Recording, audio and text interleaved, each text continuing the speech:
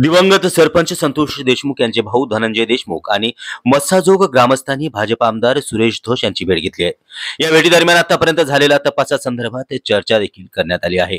आम्ही दोघेही चर्चा करू आणि यानंतर प्रकरणात कुठलाही कसूर राहू नये, आका आणि त्याचे सहकारी वेळप्रसंगी आकाचे आकाही यांचाही तपास करण्यात येईल। यात कोणीही सुटता कामा नये अशी चर्चा या ठिकाणी करण्यात आली आहे। धनंजय आणि आम्ही, कारण मी तिकडे जाणार होतो, पण धनंजय म्हणाले की मीच इकडे येतो, कारण मला एक मध्येच काम निघालं होतं। काल माझा कार्यक्रम होता, त्याच्यामुळे थोडासा दमलो होतो मी।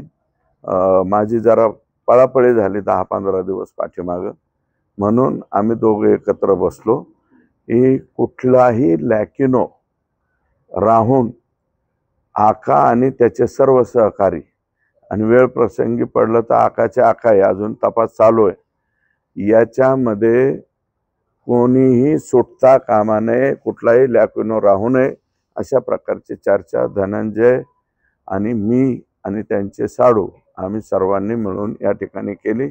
आणि धनंजयचे अनेक मित्र माझ्या मतदारसंघातले आहेत आणि संतोषला आमच्या इथले अनेक लोक ओळखतात। अगदी माझा पुतण्या तर पहिल्या दिवशी तिथं होता, कारण तिथं जे सगळं काही म्हणजे संतोष सरपंच असल्यामुळं, माझा पुतण्या सरपंच असल्यामुळं आमची मैत्री त्या दोघांची होती। प्रत्यक्षात संतोषला मी पाहिला नाही, पण भारतीय जनता पार्टीचा एका बूथवर संतोष आणि एका बूथवर धनंजय हे दोघं जण थांबलेले आहेत। आणि माझ्या पार्टीचा बूथ प्रमुख, त्याची अतिशय चुकीच्या पद्धतीने हत्या केली गेलेली, त्यात लॅकिनो राहू नये म्हणून आम्ही या ठिकाणी एकत्रित आलेलो आहोत।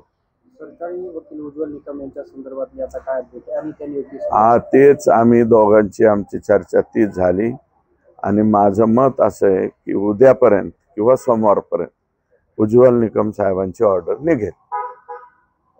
तर्नळीमध्ये काल एक घटना घडली, ज्यामध्ये संतोष देशमुखांसारखं बातम्या पाहू नको वाल्मिकांना, नाहीतर तुझा संतोष देशमुख अशा प्रकारचे मला त्यांच्यावरती वार करण्यात आले। त्यांची प्रकृती जी आहे ती गंभीर आहे, आणि दुसरीकडे पोलिसांनी त्यामध्ये अद्यापपर्यंत हाफ मर्डरचा कलम लावलेला आहे, 326 कलम लावलंय अशोक मोहितेच्या प्रकरणामध्ये, परंतु आता तो अजूनही अनकॉन्शियस आहे।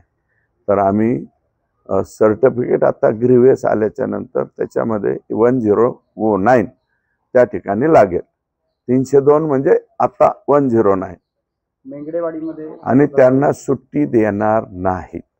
अशोक मोहितेवरती ज्यांनी वार केलेला आहे, तू संतोष देशमुखचे व्हिडिओ का पाहतो, संतोष देशमुखची पोस्ट का टाकतो, म्हणूनच मारलंय। म्हणजे इतकी मस्ती आणि माज अजून सुद्धा ह्या आकाच्या लोकांचा गेलेला नाही, माज अजून शिल्लक आहे।